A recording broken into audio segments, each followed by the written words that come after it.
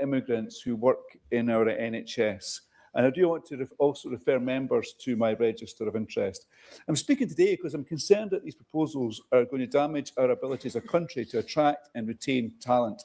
I think we can all agree that the UK must continue to attract and retain world-class talent in every sector of our economy. And while it is vital that we support our British-born doctors and nurses into good jobs, we must also be aware of the reliance our health and social care system has on those from overseas. In 2015, Chair, I experienced this firsthand when a doctor born overseas saved my life. His nationality was the last thing on my mind, but I did ask about what his success rate was, I have to admit. And through my work on my rare cancers bill, I've also seen how vital contributions of immigrant doctors, nurses, researchers are to cancer care in the UK. I met with Cancer Research UK today, and they say they spend just under £900,000 a year on visa costs. Wouldn't it be fantastic, Monsieur Leo, if on Wednesday, World Cancer Day, the Home Office was to waive those costs?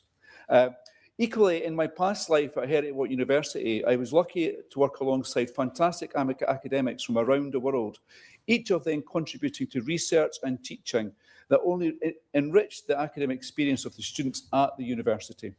In May, an old colleague wrote to me with concerns about the changes. He and his family had moved to Edinburgh in 2006 to take up a lectureship at Heriot University. Since coming to the UK, he's graduated over 100 MSc students and 35 PhD students, sharing his experience with others who will go on to benefit our country. Him and his wife also works on infrastructure projects for the NHS and Scottish Water. This is a couple who could choose to live anywhere in the world. So, of course, they live in Edinburgh South West, and I'm proud they do. But it's really important that we do continue to attract people like him and his wife. And he tells me that these changes have got, although he is now a British citizen, I have to say, it does lead him to question how valued he is to the UK and his children as well.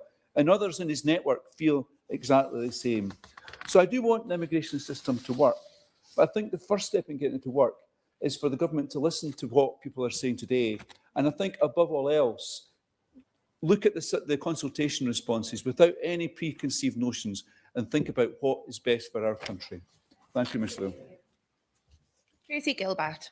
Thank you. It's a pleasure to your chairship, Ms Lewell. I'd like to start by thanking the hundreds of constituents from Edinburgh North and Leith who took the time to sign the petition and who have spoken to me about this issue that we're debating today. I think it's essential that we have a serious discussion about the positive impact on society and the economic benefits that immigration has for the prosperity of our country. In my Edinburgh North and Leith constituency, we see these benefits every day. Whether it's a Nigerian carer, a Spanish cleaner or an Indian doctor, they play a vital role and are valued. Many of them will be working in sectors where we have a skills shortage, and so quite literally, things wouldn't move or progress without them. Skilled people come into our country to work in the UK, make financial contributions to the state. As workers with a form of temporary leave to remain, they'll have paid thousands of pounds in fees to be in the UK, and that is before taking into account any taxes they pay.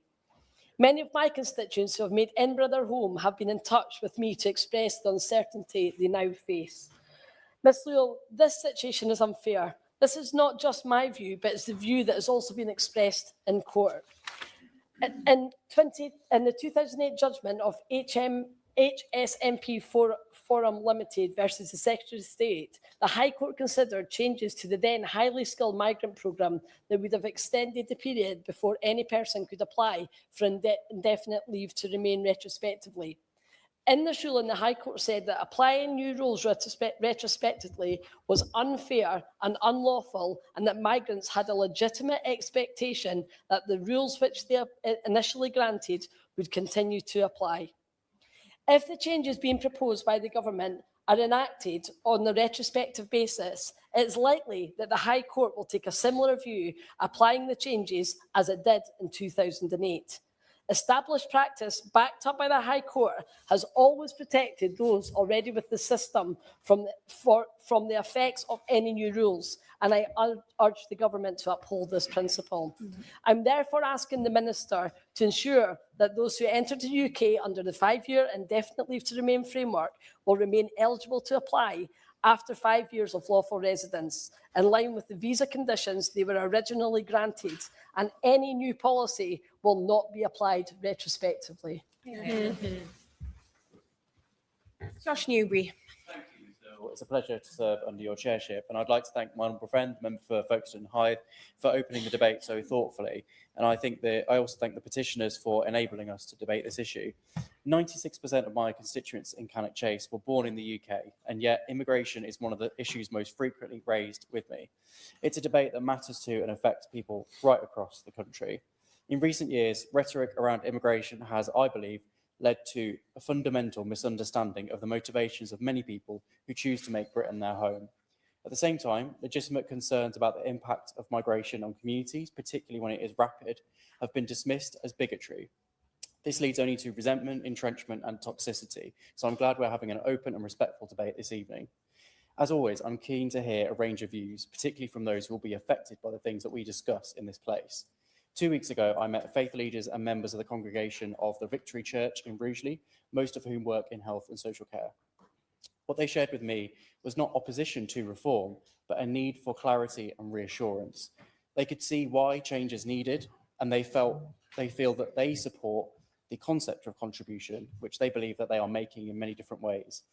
But the proposal that people in so-called lower skilled roles could face qualifying periods of up to 15 years is causing concern, particularly for those in social care. The people I met pointed out that social care requires extensive training, safeguarding responsibilities, emotional resilience and compassion, but often is not well paid, meaning that they're not going to reach the income thresholds under the government's contribution proposals. They aren't asking for special treatment.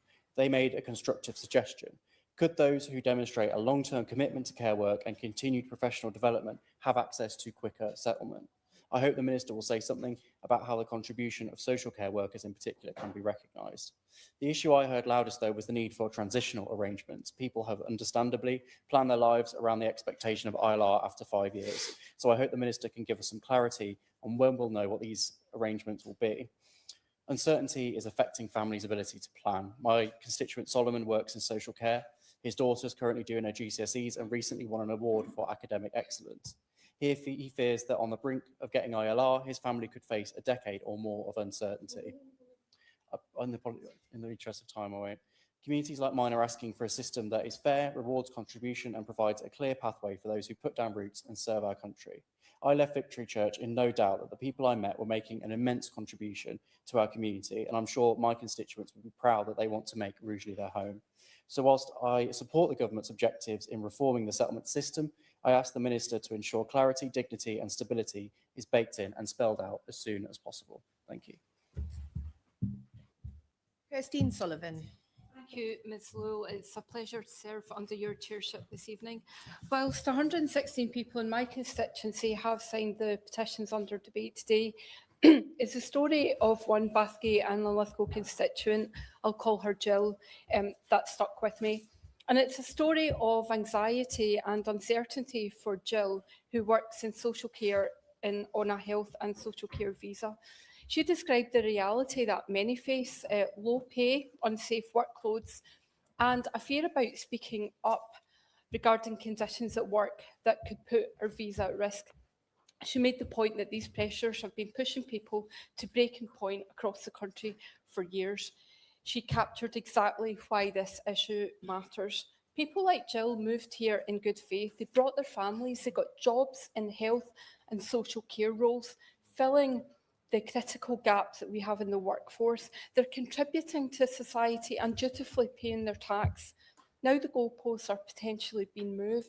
Thus, I would like to press the Minister to commit to protecting those already on the 5-year route to indefinite leave to remain from retrospective changes. For workers like Jill, settlement isn't just a petition or a debate. It's whether they can plan a future in the country for which they're helping to care, whether they will have to uproot their families and leave the homes where they've created connections and communities, whether they can speak up about unsafe conditions without fear, whether the sacrifices they've made financially and emotionally will ever lead to the security they were promised. Many in this route organised their lives around the existing 5-year pathway they budgeted for visa. in the interest of time, I won't. They budgeted for visa fees, planned family life, and made long-term decisions on the understanding that after 5 years, they could apply for settlement. Extending that to 10 years means 5 more years of uncertainty and thousands of pounds in additional costs. For families, that means children grown up with prolonged insecurity and uncertainty. And for workers, it means remaining tied to temporary status for a decade, severely limiting their bargaining power at work. And for our public services, it risks driving away exactly the people we can least afford to lose. Now, I'm not arguing that immigration policy can never change. I think most people here agree that it can and it must change, but there's a fundamental issue of fairness when changes are applied to people who are already here, already contributing to local and national economies and our public services. They're already well along a pathway that's clearly set out to them, and we should not and must not pull the rug from under them now. Martin Rhodes. Thank you, Ms. Lewell. It's a pleasure to serve under your chairing. We have a health and social care system built on the commitment and skills of workers who are too often underpaid, overstretched, and undervalued. Yet they contribute not only to the well-being of our society, but to the strength of our economy. In December, I met with one of those care sector workers, who is also a Unison representative in my constituency of Glasgow North. And we discussed their campaign for fairer visa rules for migrant care workers in the UK. For transparency, I would put on record my membership of Unison. Many of those working in social care are migrants who care for some of the most vulnerable and elderly in our society. If settlement is to be earned through contribution to the UK economy and society, then few have earned it more than social care and health workers. Those who came here with hopes for a better life and have spent years supporting the health and care of the nation should have that contribution recognised and valued. Progressive reform to the system is needed. Currently, as others have mentioned, a migrant care worker's visa is tied to their employer, which opens them up to potential for abuse. It creates a situation of dependency where a bad employer can exploit their staff, knowing those staff will not risk speaking out because their visa relies on that employer. This power dynamic strips migrant care workers of their bargaining power.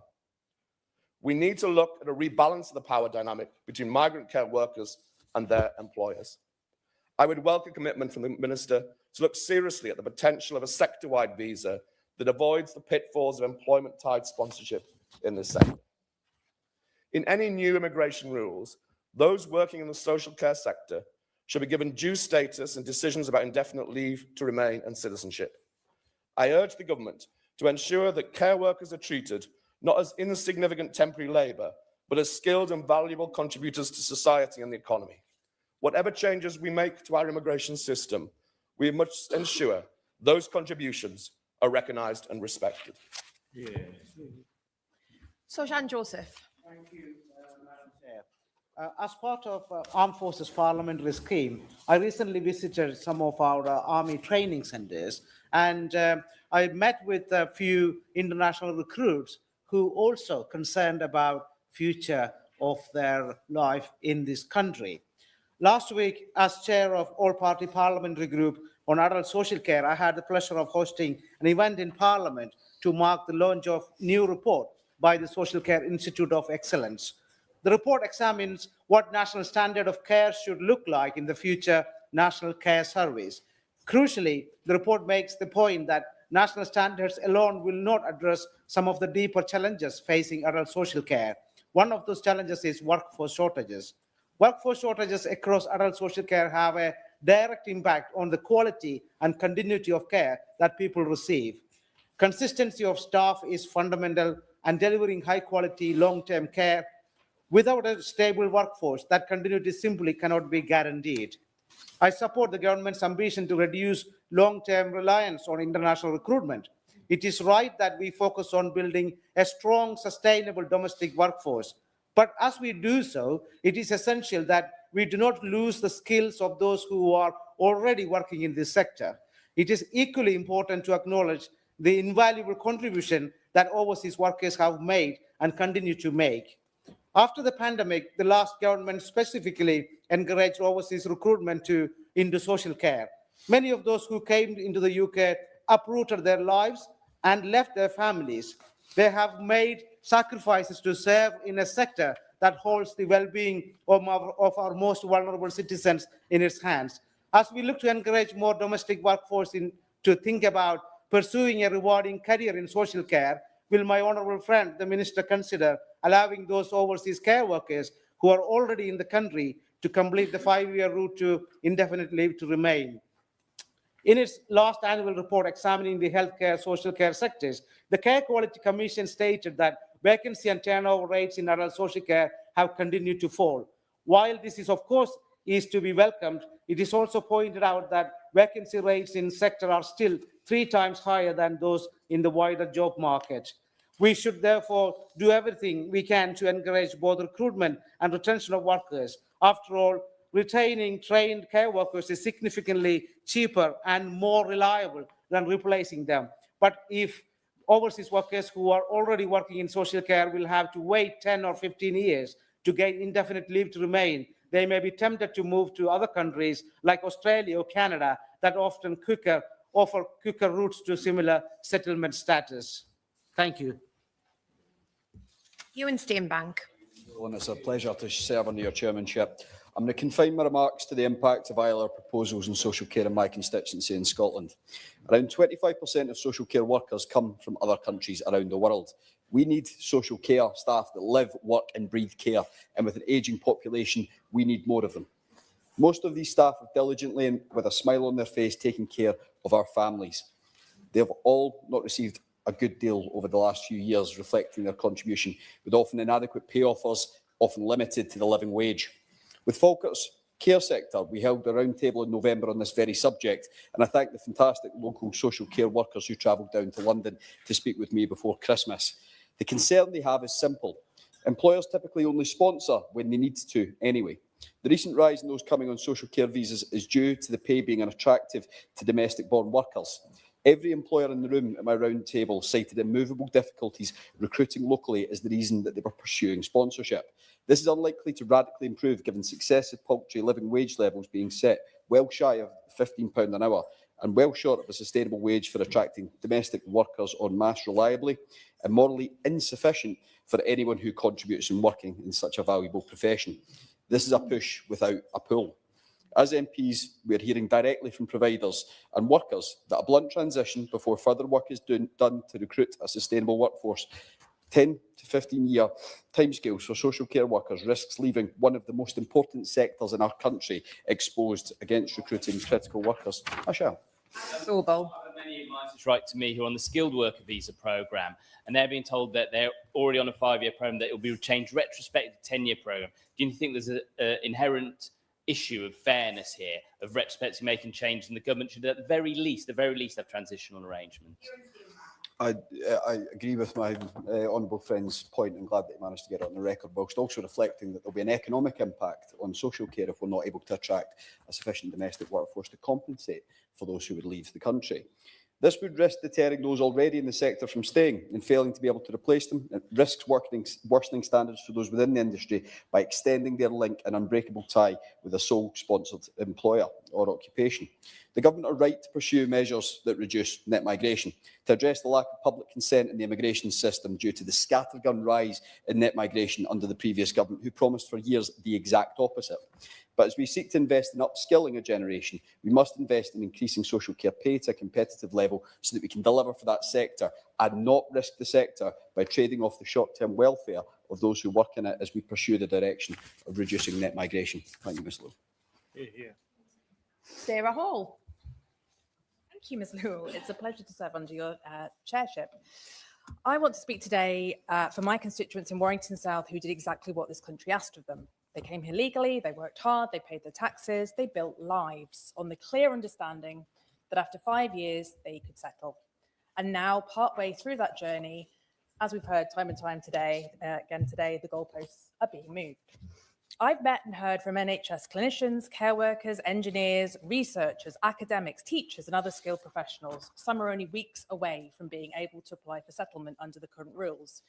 These are people who kept services running through COVID, people who pay thousands in tax, and yet many are now living with anxiety and despair. Parents have asked me how they explain this to their children, children who feel British because Britain is all they've ever known. These are households already paying more into the system than they take out. Now, I understand the government's desire to reward contribution and support integration, but my constituents are struggling with a system that feels increasingly detached from the reality of their lives. Government power comes with responsibility, especially when people have arranged their lives around our decisions. We cannot invite people in on one set of rules, benefit from their labour and commitment, and then rewrite the contract halfway through. Recently, I attended a community meeting at the Gurdwara in Warrington with constituents who arrived in the UK from South Asia, members of the Sikh, Muslim and Hindu communities, all of whom came here in good faith. Every person in that room was at a different stage of the journey, and every single one would be affected. Some of the concerns that came up, a single national income threshold that ignores regional pay differences, people working full-time in vital jobs here in Warrington who cannot simply magic their wages up to a national figure. Many describe normal career progression in highly skilled roles starting lower and growing quickly, while others explained how visa restrictions limit their ability to move into higher paid work. I've spoken to couples where both parents work and pay tax, yet neither earns enough individually to qualify. Highly skilled public sector workers, I'm going to carry on to make time, sorry. Highly skilled sector workers who are being told that their day job somehow isn't contribution enough. I've heard from researchers and lecturers strengthening our universities and innovation base, yet falling short of blunt thresholds. I want to be clear about what fairness looks like. No retrospective changes for people already on the route to settlement, clear guaranteed transitional protections and recognition of regional pay differences. We should manage and control migration, and our constituents rightly expect that, but they also expect fairness. They expect a system that recognises the contribution of hard-working, tax-paying people who now call Warrington their home. So I'm asking the government to match that same sense of fairness, protect those already on the 5-year route, recognise real contribution and give families the certainty they deserve. Liberal Democrat spokesperson, Will Forster. Thank you, Ms Yule. It's a pleasure to serve under your chairship this evening. The Liberal Democrats and I are completely opposed to these sudden and retrospective changes to the entitlement to indefinite leave to remain.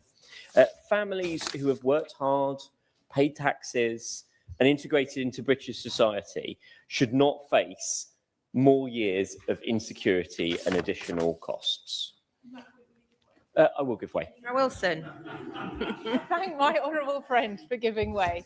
As well as the uncertainty caused by the extension from 5 years to 10 years for qualification for ILR, will he agree with me that many families in my constituency of Twickenham who've contacted me are concerned where one parent has stayed at home to look after children and therefore will not meet the minimum £12,500 threshold for permanent residence, and as such therefore face massive childcare costs if they're now forced to go out to work?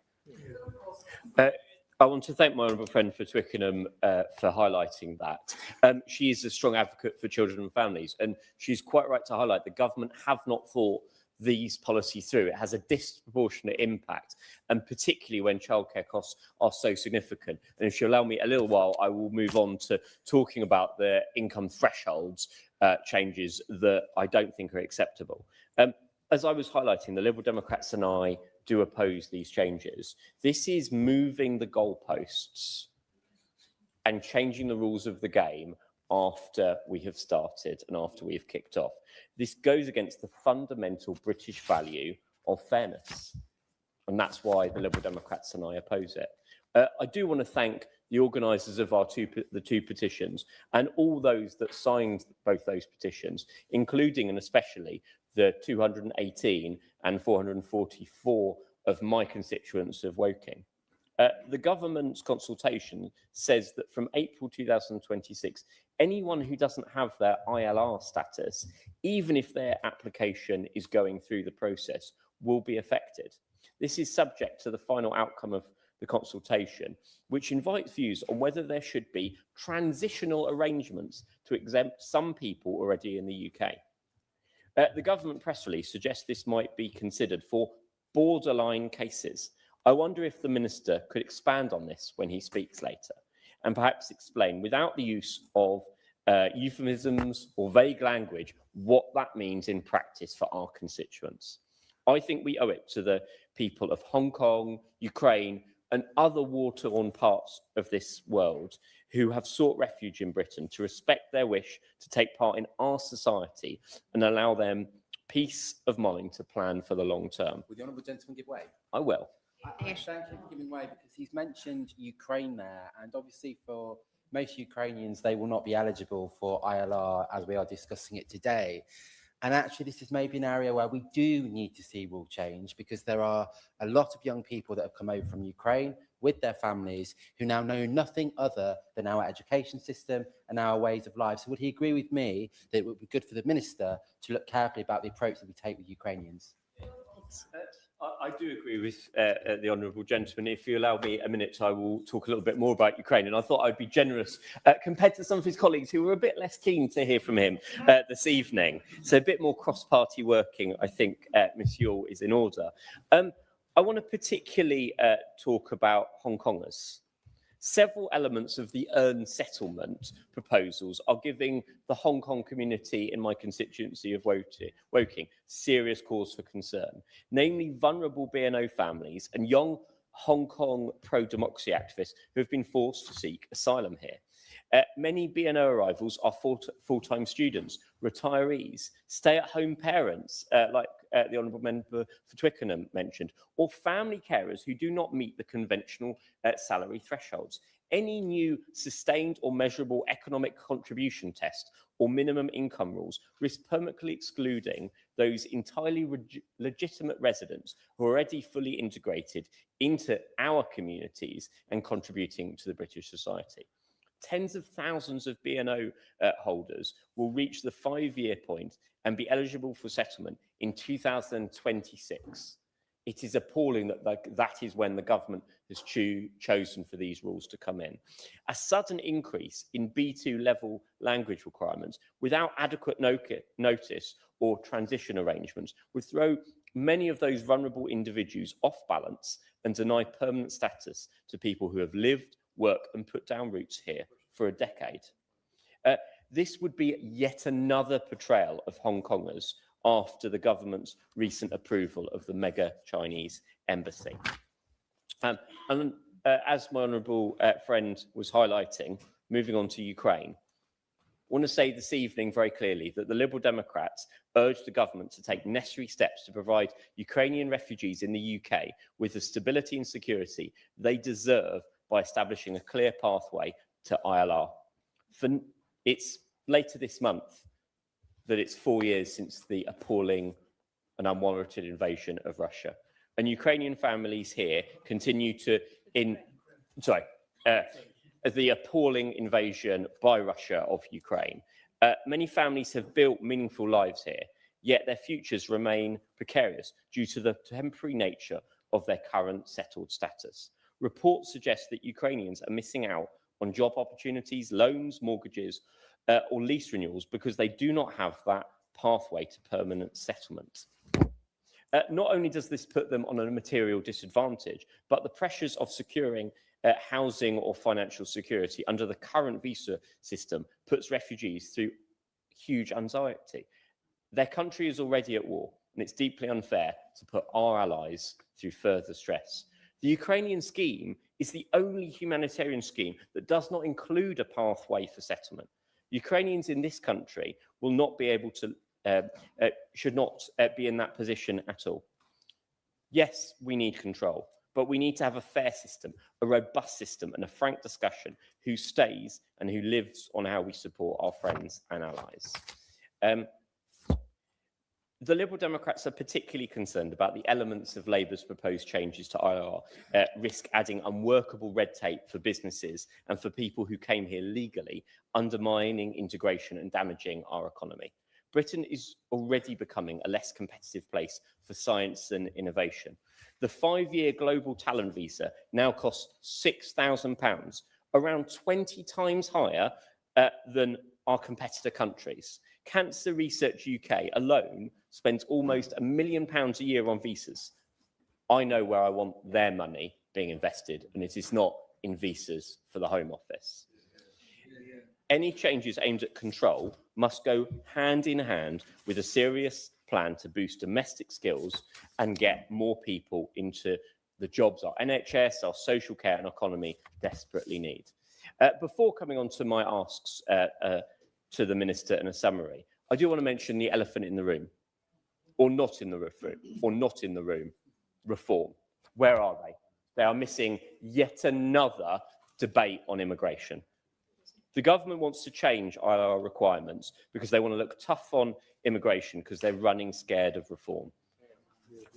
I urge the Minister and the government to speak up for our immigrant communities, highlight the benefits of immigration, and agree with me that our constituents are much more likely to be seen by an immigrant in the NHS than to be behind one in the queue. So finally, I ask the Minister, what assessment has he made of both the economic and social cost of these changes? Does he think these changes make Britain a more competitive place when it comes to securing the workforce upon which our NHS and social care are so dependent? Has he considered how these changes may damage community cohesion and integration? And does the Minister agree with me that retrospective extending indefinite leave to remain through the provision of any specific transitional arrangements hurts the many hard-working members of our society who've played by the rules and contributed greatly to our economy and culture? Since taking office, Ms Ewell, this government has performed many U-turns on high-profile issues, whether that be because they're financially foolish, morally wrong, or would be politically impossible to deliver because of a political rebellion. Unfairly, unreasonably, retrospectively changing ILR rules meets all three of them. All three. Minister, I urge you to announce today that ILR changes will not be retrospective, so that immigrant constituents of mine, of yours, and of everyone in this room can serve our who have served our communities and have fled conflict, can sleep soundly at night without worrying about their future. That's what you can do this evening. I urge you to do it. Opposition spokesperson Matt Vickers. I'd like to thank you, Ms Buck, for chairing this debate today. This House has had a great many opportunities to discuss indefinite leave to remain and its impact on people, including debates in this place on consequential matters such as those working in the healthcare sector and BNOs. Underpinning all these debates is the principles of what factors constitute a fair migration system and what does not. Many members have made impassioned arguments today about what they believe would make a fair system. However, members who participated in previous debates on this matter will be well aware that I must respectfully disagree with some of the proposals, particularly any that would create weaker criteria around indefinite leave to remain. Both petitions seek either to maintain the 5-year period or to provide exemptions to the rules that the government has set out regarding potential changes to the receipt of benefits. If we were to follow the suggestions of these petitions, it would leave the government's current proposals on settlement in tatters and wholly ineffectual. As my right honourable friend, the Shadow Home Secretary, said, when these policies were announced, there was much in these proposals that we support. That's partially because much of it was familiar from the amendments we put forward during the passage of the government's Border Security, Asylum and Immigration Act. Having spent many hours in Bill Committee discussing this legislation nearly a year ago, I can say with absolute certainty that the idea of a 10-year route to indefinite leave to remain was something we proposed and is something we continue to support.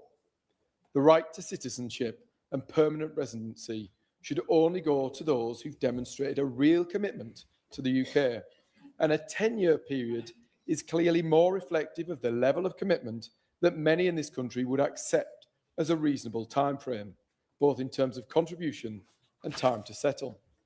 The British people want and demand tougher action on immigration.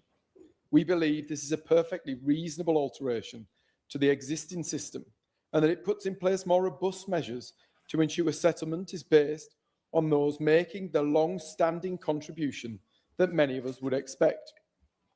Even though we've seen falls in the levels of net migration, with the Office for National Statistics stating that decreases in work and study-related immigration continue to follow policy reforms from early 2024. The immigration figures remain historically exceptionally high, far greater than those seen before the pandemic. The government must take action to reduce immigration. That action must be taken imminently, recognising that the time frame for these changes is dictated by a significant cohort. Between 2015 and 2020, total grants of settlement were never over 100,000. In the years either side of that, with the exception of 2010, the last year of the previous Labour government, they were never more than 200,000. I will.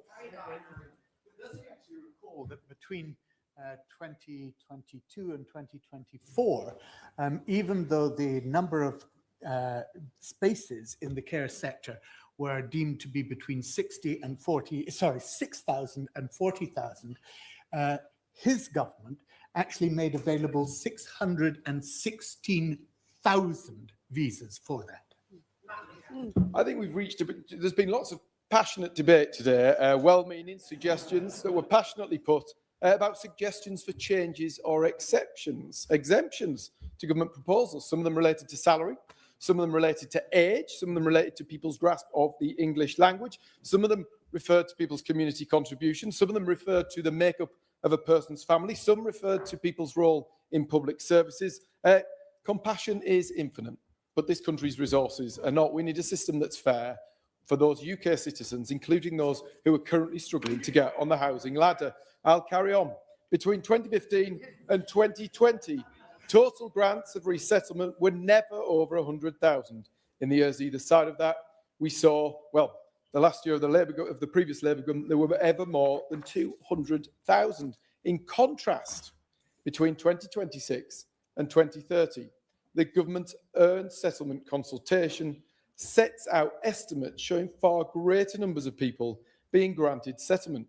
Its projections estimate that numbers, well, a peak could reach as high as 620,000 in 2028 and as many as 2.2 million receiving settlement over that period.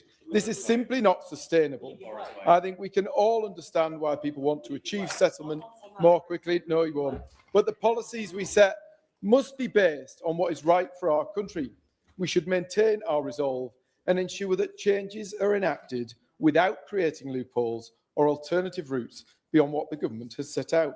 The approach is wholly responsive to the current situation and reflects the fact that we need much stronger policies that deliver a fair system for British citizens and for those who have already legally settled in the UK.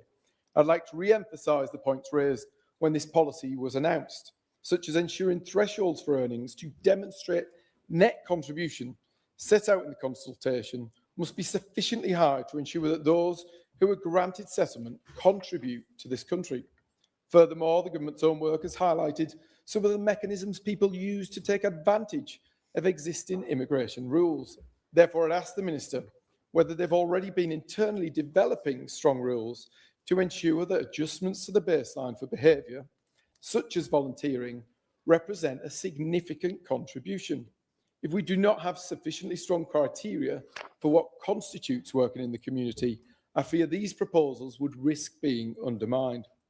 The British people care fundamentally about fairness. The British people demand stronger borders.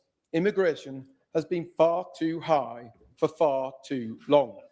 There are too many people who refuse to accept this simple fact. As has been said, if we fail to deal with this crisis, we'll draw ever more people onto a path that starts with anger and ends with hatred. We need an immigration system that is fair, proportionate, and that doesn't take taxpayers for a ride. For too long, the right to remain in the UK has been seen as an automatic entitlement. It's become a conveyor belt to citizenship, when UK citizenship should be a privilege that's earned through commitment and contribution to our country. The Conservatives believe that the UK is not a dormitory or a hotel. It's our home. We must make changes to indefinite leave to remain, both to respond to the levels of immigration and so that we can have a fairer system for the future. Thank you. Minister. Thank you, Ms. Lewis. It's a pleasure to serve under your chairmanship.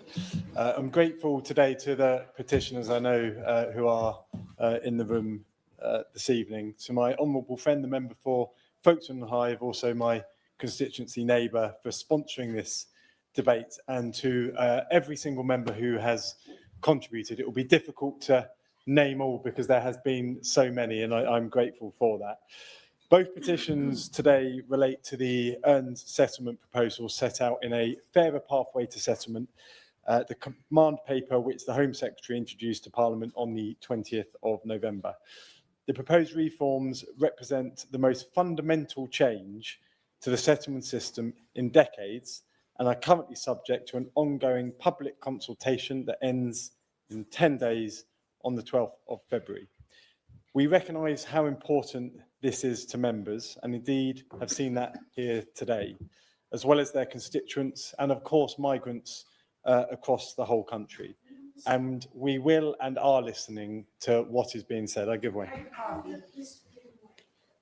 I've encouraged many of my constituents to participate in the consultation that finishes on the 12th of February. I'm concerned to hear that some of these changes may be coming in April this year. I know from past experiences that government consultations tend to take an awful long time for the government to consider the responses and then to come up with their own response to that. So how does that work in terms of the timing? Thank you, honourable member, for her intervention.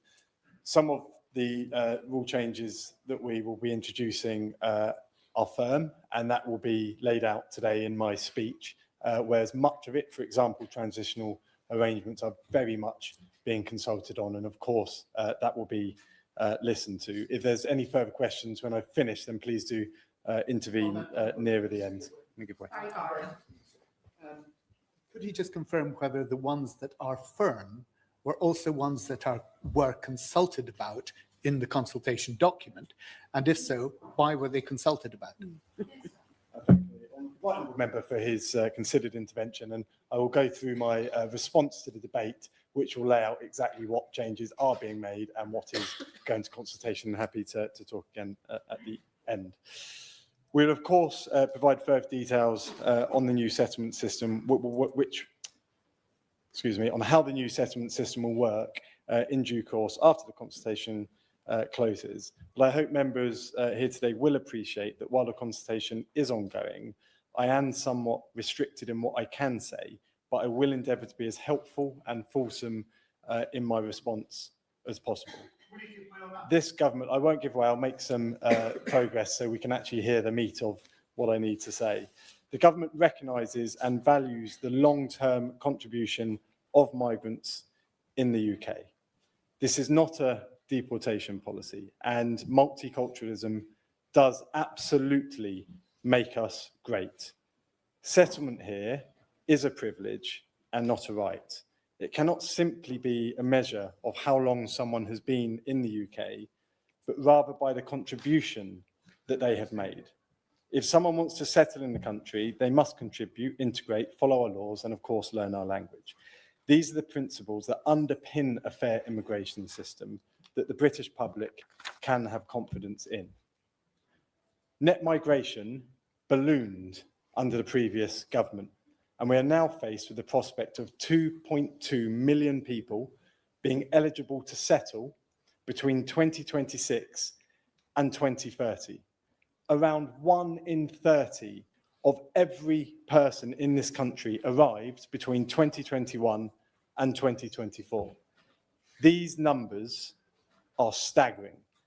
That is not what people vote for. And I'm surprised this hasn't been raised during the debate today. Such numbers do jeopardise our public services, our economy, the housing market, cohesion in local communities, and doing nothing is simply unacceptable. 1.34 million people are currently waiting on our social housing waiting list. This has gone up 200,000. Order. Sitting is suspended for 15 minutes for a division in the House. Wasn't expecting that.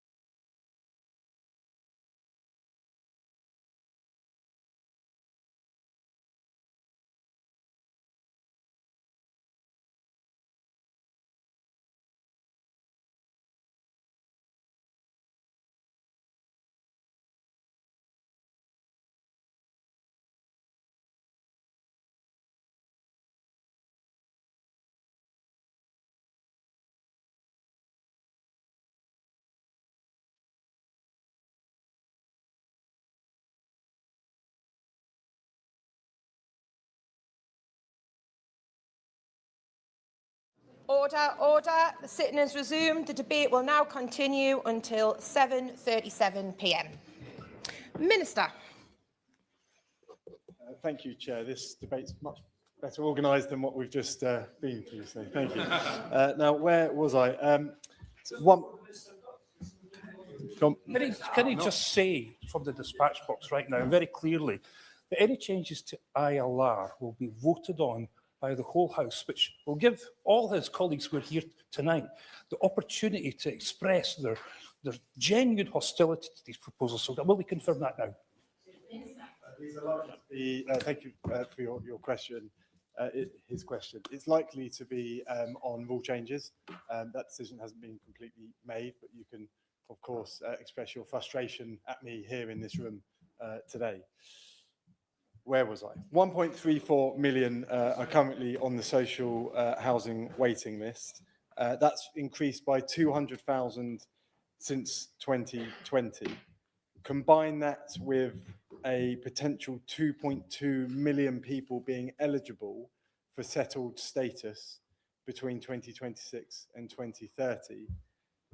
That puts a massive strain on our public services. We have already set out plans to increase the standard qualifying period towards settlement from 5 to 10 years.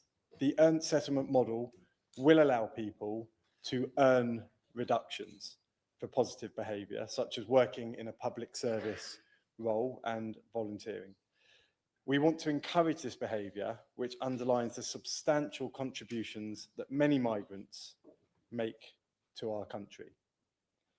People today have spoken very well about stability within the country and what people have framed as moving the goalposts, apparently taking that stability away.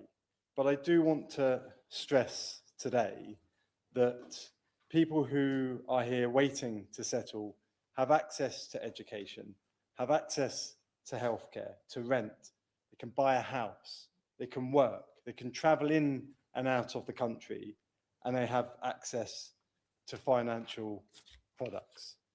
Like I said at the beginning of this, this is not about deporting, this is about creating a system that's based on contribution and integration and people who aren't committing crime. That's what the public expects.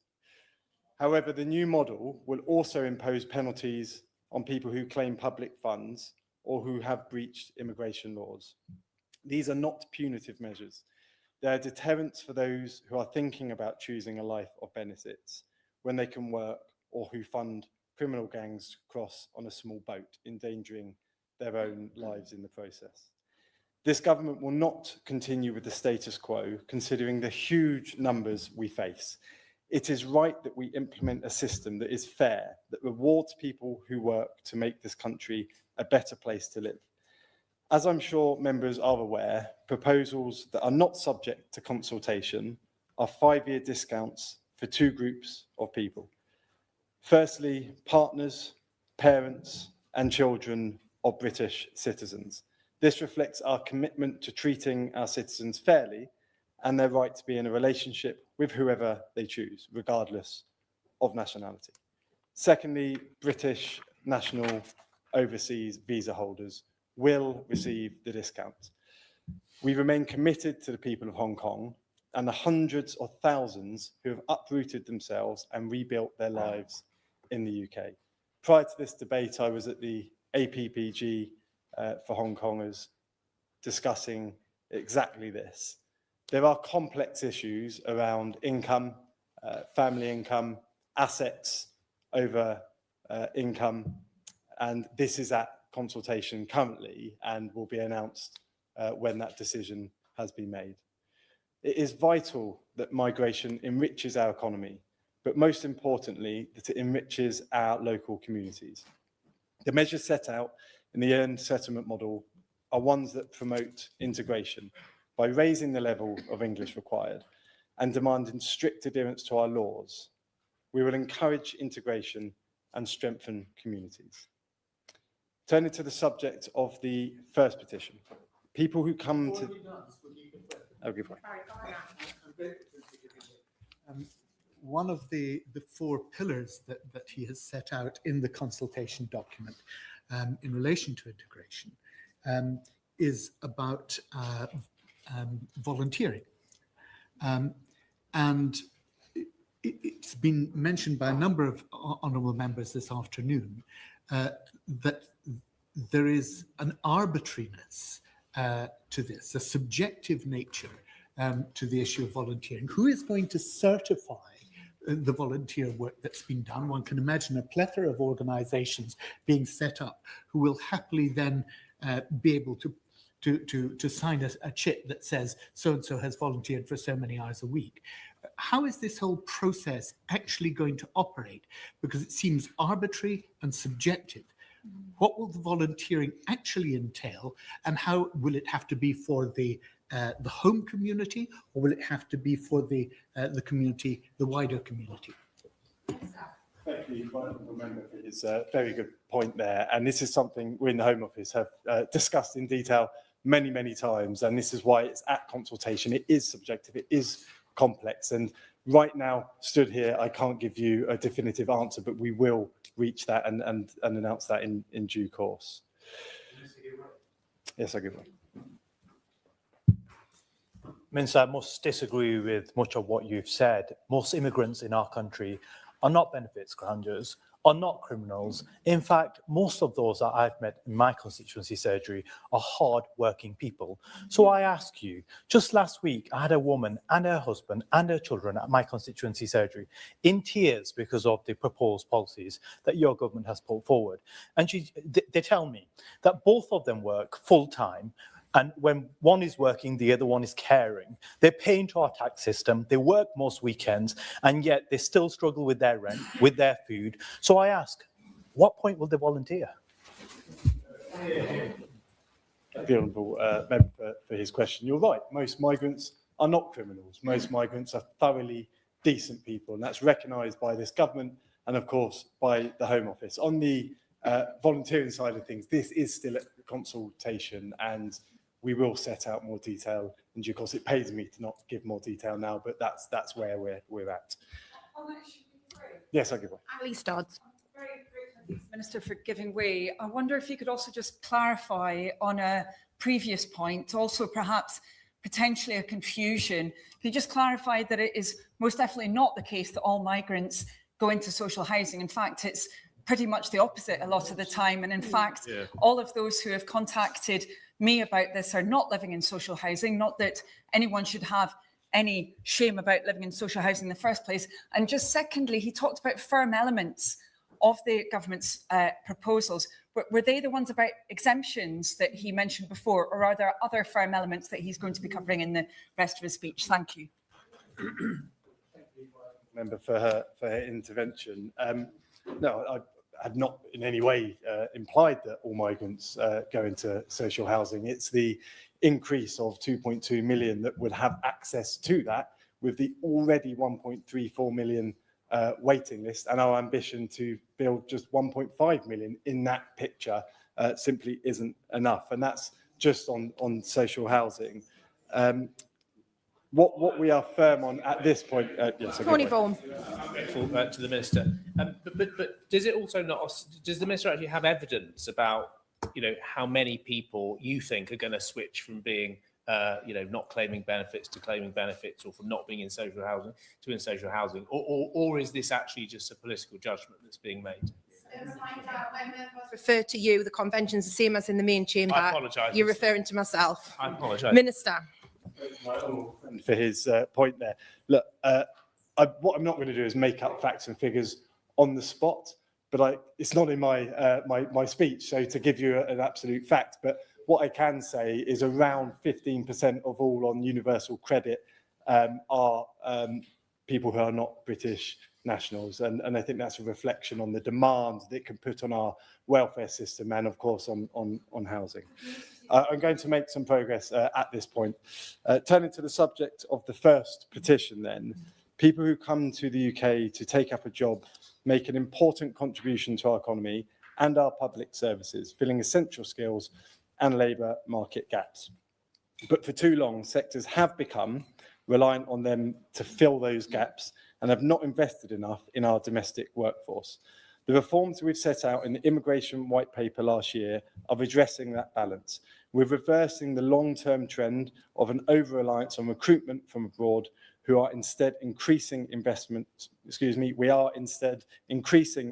in skills and training for those in the UK. We implemented the first of those reforms in July last year, raising the skills threshold back to RQF 6, or roughly degree-level occupations, leaving a short list of medium-skilled occupations deemed critical to our industrial strategy and critical infrastructure. This restored the purpose of the skilled worker route and meant a reduction of more than 100 occupations. In December, we then raised the immigration skills charge by 32%. We are presently considering the Migration Advisory Committee's review of salary requirements before making further changes, and their upcoming review of the medium skilled temporary shortage list in the summer. I will take it. Patricia Ferguson. I'm grateful to the Minister for taking an intervention. Given that we reckon that there's some 30% of posts in the NHS and the care sector are taken up by people who have come from overseas, at what point will his reforms, those reforms that he's referring to just now, get us to the point where we can do without those 30% of people who are currently working in the health service? It strikes me that before we do anything along these lines, he needs to do an awful lot of work with the health department to make sure that balance can be had. Thank my honourable friend for her point well made, and I can assure you that work is going on. I will come to that shortly in my response. I just want to address some of the questions that members have raised at this point. One of them is on an impact assessment. It's important that that is produced and made public, and that will come once the consultation is ended and once we've made all the final decisions. It's really important that we are matching the migration market with the skills market and, of course, the jobs market. And we are working hard in the Home Office across department to ensure that we're attracting the right workers to fill the jobs that we need to work. But I'll turn now to care workers. This government is immensely grateful to those who come to the UK with good intentions and continue to play a vital role in the adult social care sector. However, it is clear that international recruitment went too far and the route admitted unprecedented numbers of migrants and their families. As the right honourable member for Brent West, made well point made well earlier, there was around 600,000 migrants coming to the country to fill just 40,000 roles in this sector.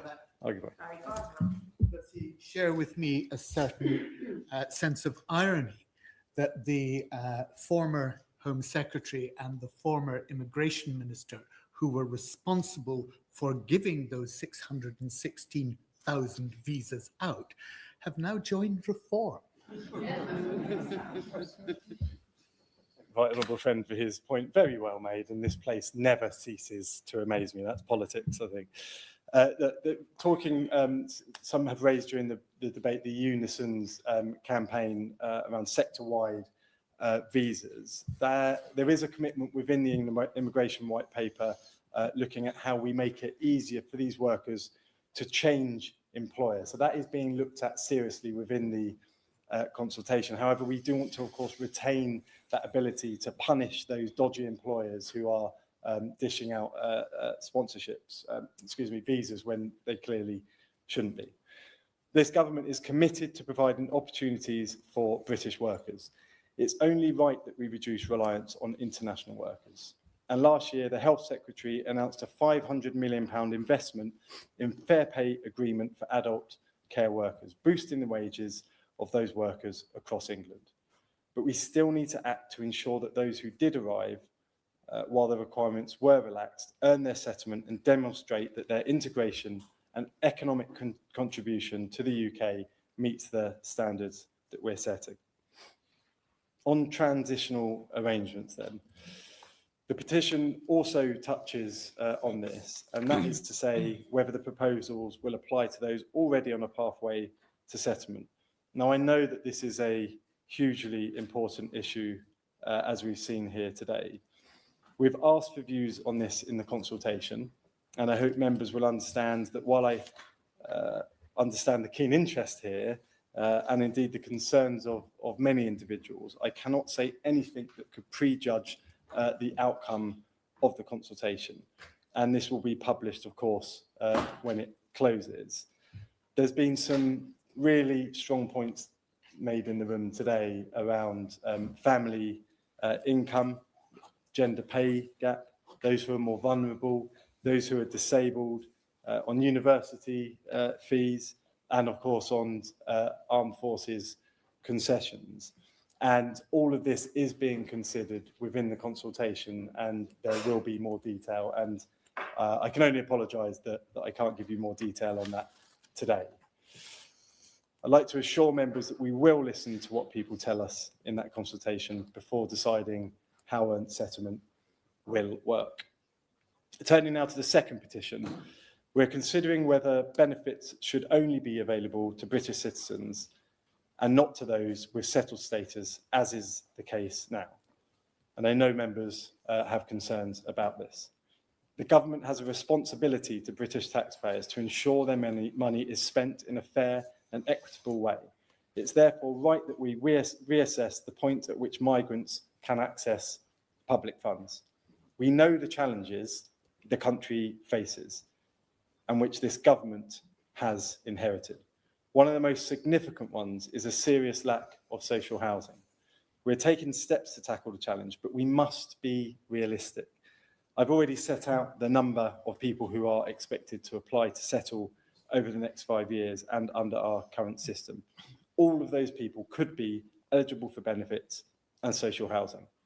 I'm sure many of us here today will have constituents who have spent years on the waiting list for social housing. Continuing to add to that list will not solve the problem. I'll give way on that. Member makes a point of the potential, and it's almost, if I may say with respect, scaremongering. Most of those people are hardworking citizens. Does he not believe that that kind of language actually raises the spectre, and it's precisely why we're sitting in this chamber? That kind of language does no justice to what's really happening out there in the community. Thank you, Honourable Member, for his point, which I disagree with. There's nothing in my language which is raising the temperature, and he would do well to listen to my praise of migrants and the contribution. And I've made it clear that I do not think that all of those that seek to settle would seek to access the welfare system and housing system, but it's quite clear that some would, and we're already at capacity with 1.3 million of our constituents on the social housing waiting list. I've lost my place. We would like to hear views from people on this measure, and so I would encourage anyone who is interested in providing those views to do so before the consultation ends. I'm conscious of time. Before I finish, I want to express my thanks again to my honourable friend and all members who have contributed today. These are sweeping reforms, and I understand the strength of feeling toward them. I've heard the points that have been raised here, which will all feed into this important consultation. It's important that everyone who may be affected by these proposals have a fair and equal opportunity to make their voices heard. As I've set out, the consultation is currently open to all until February the 12th, and further information on how to respond and provide views can be found on the government website. We want to ensure that any decision taken has a robust evidence base and a clear understanding of how people may be affected. And that is why this can be unclear to some of our constituents at this point. Clearly, these are issues of great significance, not only in the context of the immigration system, but for our nation itself. So I say to colleagues here and across the House that we understand the importance of our task. We are determined to get this right. And as I set out, we're proceeding with the seriousness and care that the public and Parliament rightly expect. Tony Vaughan to wind up. Thank you, Mr. Newell. Thank you to the petitioners and the 330,000 signatories and all honourable members who've attended today to speak in this debate over the last 3 hours. I've been struck by the fact that every single speaker in this debate, backbench member who has spoken, spoke against the retrospectivity of those measures for those already here on the basis that they undermine basic British fairness. It would seem to me that there is no basis at all to deny to apply these rules even to those who have pending applications, given that they are even closer to the point where they would otherwise benefit. There have been various points made by members here today. The differential impacts on members of the same family of different ILR qualification rules was made by various members, the member for Sheffield Central, Leeds, South West and Morley, Tunbridge Wells. And it was also said that it could lock victims into situations of domestic violence, which is absolutely right in the situations that I've worked on in the past and have seen that that is a very real threat. Honourable members talked about the increasing settlement period, which would entrench exploitation being tied to a single employer. Many honourable members talked about that. The honourable members for Witney, Glasgow West and North, Montgomeryshire, Popham, Limehouse, City of Durham, Blyth and Ashington, Leicester South. And also, there was concern that these proposals will damage our ability to attract and retain the skills our country needs in a whole range of sectors: Edinburgh South West, Harrow West, Colchester, Ashford, St Neots and Mid Cams, Falkirk, Stourbridge, and especially in the more remote parts of the country, like my constituency of Folkestone and Hythe, as well as Orkney and Shetland, Perth and Kinross, Campbell and Redruth and others.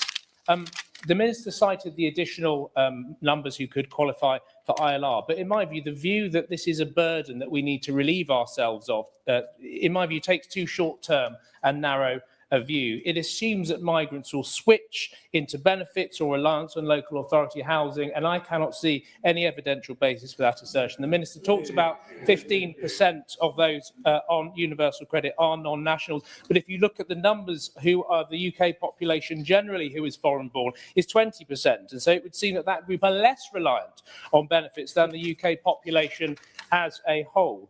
These are matters which are across the chamber today. We've heard points about the damage to community cohesion and integration. These are very real points that must be taken into account very, very seriously. It's not about reducing immigration. I think it was only the Shadow Minister that wrongly suggested that it is. It's about the settlement and who gets to belong here after they've contributed for so long. And I just want to end on this point, and it was raised by other honourable members. I think it's really important, given the strength of feeling that we've heard today, that there is an opportunity for MPs to express their views about these measures if they are to proceed in any form. A motion passed by negative resolution, I would suggest, is not an apt way to do that, but it is important that everybody who has spoken today feeds into the consultation so the views that the government have reflect the views of the country as a whole. Thank you. The question is that this House has considered e-petition 727372 and 746363 relating to indefinite leave to remain. As many are of that opinion, say aye. Aye. Of the contrary, no. I think the ayes have it. Order, order. The sitting stands adjourned.